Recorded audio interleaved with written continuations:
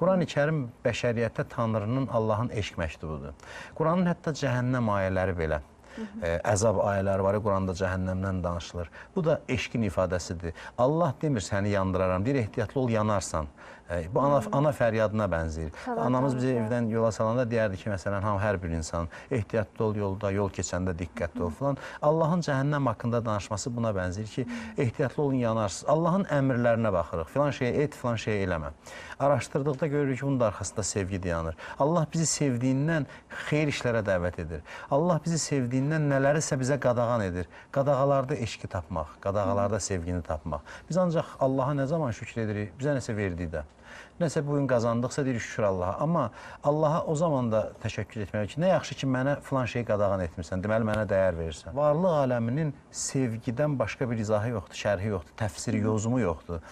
Varlıq bir filosofun deyimi ilə desək, eşq partlayışıdır. Allahın eşqi o qədər şiddətlidir ki, onun partlayışı nəticəsində yaradılış başlandı. Və bu sevgi insanı hər an əhatə edir. Təvəkkül insanın qəlbində, bilirsiniz, bax, bizə bir nəfər deyir ki, sən get, arxayın ol, mən sənin işini düzəldəcəm. Bu, insanın qüdrəti nə qədər çox olsa biz arxayın oluruq. Məsələn, körpə uşaqlara baxırıq, 2-3 yaşlı uşaqlar, səhərin ruzisinin dərdini çəkmir. Onlar düşünür ki, ata-anam var, qazanıb gətirəcək.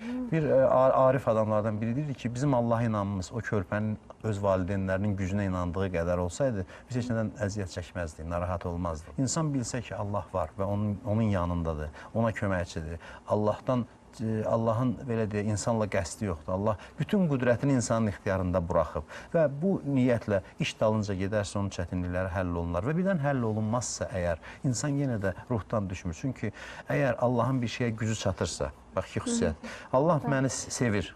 Məni məndən çox sevir və bu işi görməyə gücü çatır və etmirsə, deməli orada nəsə ziyan var, zərər var. Bax, onunla insan razılıq məqamına çatır ki, insan düşünür ki, əgər Allahın qüdrətinin qarşısında heç nə dayana bilməz. Mənim bir çətinliyim var, tutaq ki, Allahın onu həll etməsi çox asandır. Quranda Allah buyurur ki, Allah hər şeyə qadirdir. Və digər tərəfdən, qüdrət olsaydı, sevgi olmasaydı, biz tərəddüdə düşərdik. Həmin Allah məni sevir də. Sevir və gücü çatırsa, niyə etmir?